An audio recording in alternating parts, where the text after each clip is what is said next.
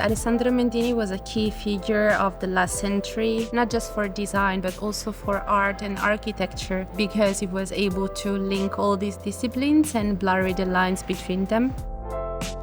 He revolutionized the idea that design is a well-drawn object.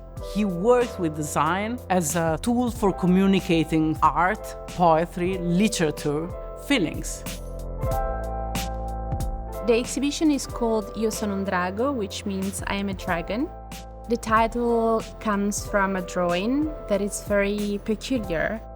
Different parts of his body are associated with different professions. It was a kaleidoscope of many, many things. The exhibition contains more than 600 pieces by Mendini from all over the world. We can see in the first phase of the exhibition this quite processional room where you cross the giant object by Mendini. And you don't understand if they are architecture, if they are sculpture, if they are objects, if they are just friends you can talk with. And you can walk through these objects and it's something like a new place, a new world. One of the most iconic works is La Petite Cathédrale. It's a work that Mendini made in 2002 with Bisazza mosaic. This idea of the mosaic is very dear to Alessandro Mendini as an ensemble of different parts that make one. And then, for instance, you have the small giostra by Alessi, the giostrina, which is really something, I think, very peculiar to indicate this attitude, to use the product as a vehicle of communication and of art.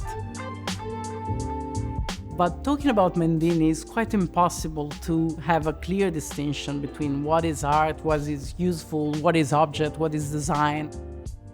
There is, for instance, a beautiful collection of models of architecture, but they are built as sort of giant toys. So they are sculptures, they are objects of design, and they are, of course, architecture.